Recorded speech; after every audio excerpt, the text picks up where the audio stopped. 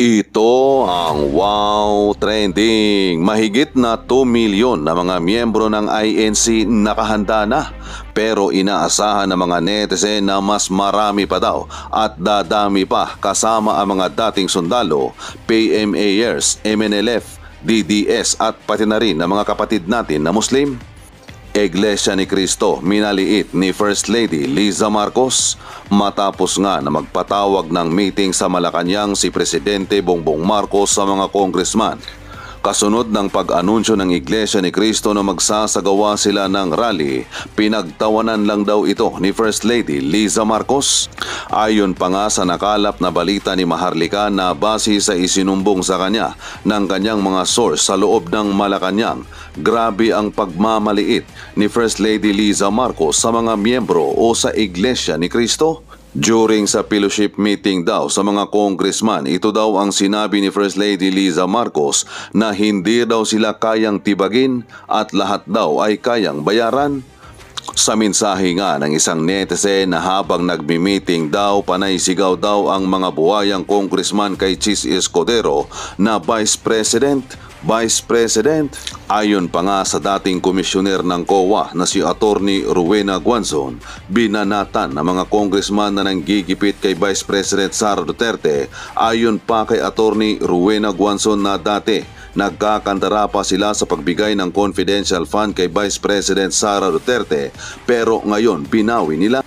Alam na anya ng mga congressman na hindi na ino-audit at walang resibo ang confidential fund.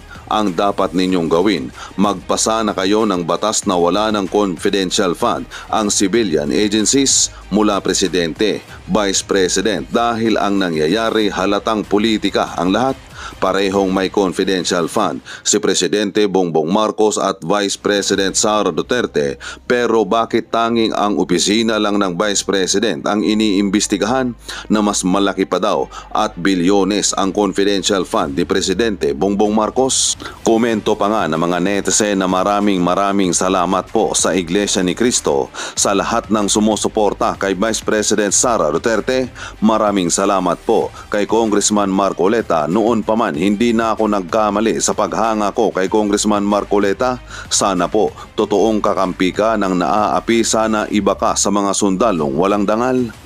Sa isang salita lang ng pamunuan ng Iglesia ni Cristo, talagang united sila sa pagsunod ng mga kagustuhan ng nakakataas. Mabuhay kayo dyan, Iglesia ni Cristo. Huwag po kayong mainip. Tinatapos lang po namin ang mga aktibidad namin sa end of the year kasi po pagpunta namin sabay-sabay po lahat kami para iisang rally lang. Ito lang ang tanging paraan para mahinto na ang lahat ng kasinungalingan ng Administrasyong Marcos. Mabuhay, Iglesia ni Cristo, at nakita nila ang pagkukunwari ni BBM. Magandang araw mga kaibigan. Pag-usapan natin ngayon ang napipintong rally ng Iglesia ni Cristo laban sa impeachment ni VP Inday Sara. Okay, may napanood akong vlog ni Robin Sweet Showbiz. Guinness World Record holder pala ang Iglesia ni Cristo. Silang may pinakamalaking gathering sa isang pagtitipon noong 2018. Adjudicated ng Guinness na ipasok sa libro ng Guinness, largest gathering in one single event, 1.5 million people.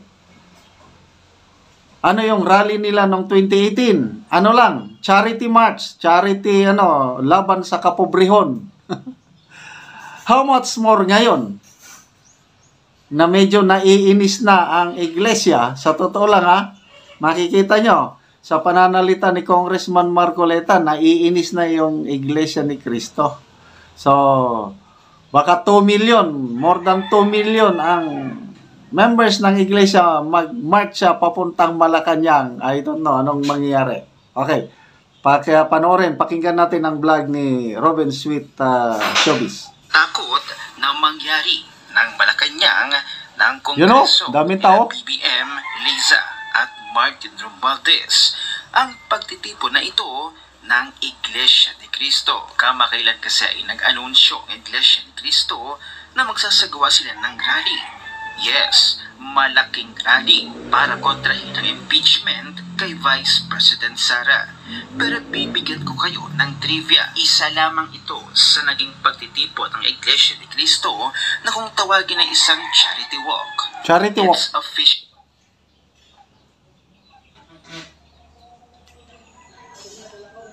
Anong nangyari? Dali ah.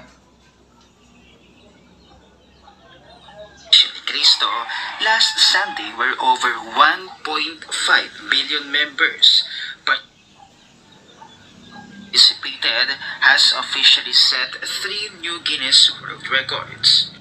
Adam Brown, official adjudicator, impeachment kay Vice President Sara. Pero bibigyan ko kayo ng trivia. Isa lamang ito sa naging Yan, ang daming tao. ng Iglesia ni Cristo na kung tawagin na isang charity walk. It's official. Iglesia ni Cristo breaks 3 Guinness World Records. The charity walk held by the Iglesia ni Cristo last Sunday were over 1.5 billion members. Participated has officially set 3 new Guinness World Records. Adam Brown, official adjudicator and representative Guinness World Records, announced that the event dubbed Worldwide Walk to Fight Poverty has broken the records for largest human sentence, largest charity walk at a single venue, and largest human mosaic. Noong 2018 pa ito. Imagine kung mangyayari ito ngayong administrasyon. I can't imagine na sasalubungin at tudumugin ang Malacanang ng 1.5 million people mula pa lang sa Iglesia ni Cristo. Kaya nga takot na takot ang mga bangag sa Malacanang. Kaya huwag niyong hinahamon ang Iglesia ni Cristo, dahil kapag ang Iglesia ni Cristo nagsalita, may isang salita yan at tinototoo nila ang kanilang salita, at higit sa lahat, mayroon silang tunay na unity. Kaya nga nanggagalaiti na rin sa galit itong si Congressman Rodante Marcoleta na isa rin sa miyembro ng Iglesia ni Cristo. Huwag na huwag nila akong subukan. Tinanggal nila ako sa Justice Committee kasi i-impeach nila yung Vice President para hindi na ako siguro makisali. Tinanggal nila ako sa Justice Committee. Ang sabi ko sa kanila, yun ang akala nyo. Subok-subukan ninyo na i-impeach ang Vice President. I will suggest to her that she should engage me as her defense counsel. Kasi mali na po ang nangyayari. Wala nang hustisya. Sabi ko sa kanila, bakit ninyo sinusuri ang confidential funds ng Office of the Vice President? Why? If you're honest in trying to enact a particular law, kasi po inquiry in aid of legislation, there are more than 400 offices and agencies of government, beneficiaries of confidential funds.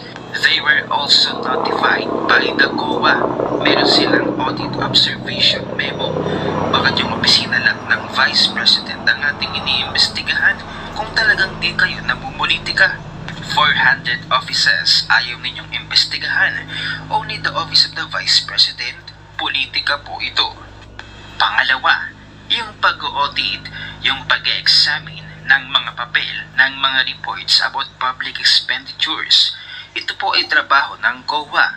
There is only one office. There is no other office mandated to audit and examine the expenditures of public funds. Only the Commission on Audit. Bakit po natin ginagawa ang trabaho ng COA? Kayo naman COA, bakit ninyo sinurrender ang inyong tungkulin?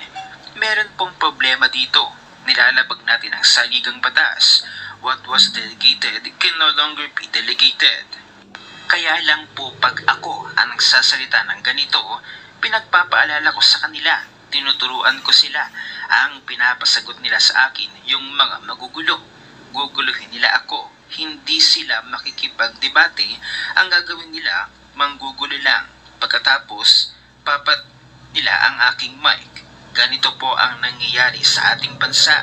Sa ngayon po, nakakaawa ang kalagayan ng ating bansa. Napakamahal po ng kuryente, napakamahal ang presyo ng bilihin, napakamahal pa rin ng tubig. Wala pong tumitingin dyan. Ang gusto lamang nilang gawin, maghiring lang ng maghiring sa Quadcom. Ang Quadcom wala silang ibang subject matter kundi i-prosecute ang dating Pangulo ng Republika ng Pilipinas. Nakakahiya po ang kanilang ginagawa. Representative Rodante Marcoleta, kaya nga maging ang pagtitipon ng mga DDS supporters sa... Okay, so kung ano ang naririnig natin kay Congressman Marcoleta, to me, yan ang general sentiment ng Iglesia ni Cristo. May balita, di umano lang ito na may nagne-negotiate, may sumusubok na pigilan ang rally ng Iglesia. Kung totoo man ito, ay hindi sila magtatagumpay. Kaya, huwag po kayong mag-alala, mga kaibigan. Kasi may mga nagtatanong, kailan ang rally ng Iglesia? Darating at darating tayo dyan. Hindi mababayaran ng pera ang prinsipyo ng Iglesia ni Cristo. Timing. Meron daw silang Thanksgiving activity ngayong end of year. So, siguro, after Thanksgiving. Or, binabantayan nila, sa tingin ko binabantayan nila ang galaw sa Kongreso. Kung itutuloy ba ng mga kongresista na iakyat, i-endorse ang impeachment complaint sa Senado. Yon ang final deciding factor sa tingin ko. Once na inakyat na yan, bago mag-bakasyon ang mga kongresista, we can expect susunod na ang rally. Kasi ang tinututulan nila yung impeachment. Umaasa pa rin ang Iglesia ni Cristo na susundin ang mga kongresista yung panawagan o yung opinion ng Pangulo na huwag ituloy dahil it's a waste of time. Naniniwala ko niyan na yan ang binabantayan ng Iglesia. Kung hindi na ituloy ang impeachment, what will happen? Yung mamamatay na lang dyan sa Kamara. May rally pa ba? I don't know, Posibleng wala na dahil hindi na natuloy. At least yung warning o yung announcement lang ng Iglesia na magra-rally sila, malaking tulong na yun. Kasi, hindi na itinuloy. Sana ganon. Para wala nang gulo.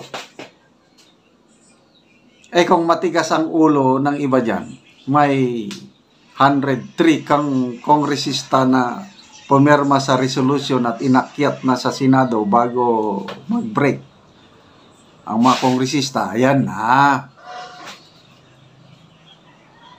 Mga ilang membro, tingin ko pinakamababa, 2 million members. Kasi kung nagawa nila noong 2018, charity walk lang yun, against poverty, ito pa kaya na kinabukasan kapakanan ng bayang Pilipinas ang nakataya? Dadagsa talaga ang Iglesia ni Cristo. Sobra 2 million. Another world record na naman ito. Nandyan na naman ang Guinness World Record. Kaya, wala na. Marami nang kinakabahan. Maghanda na kayo sa rally ng Iglesia ni Cristo.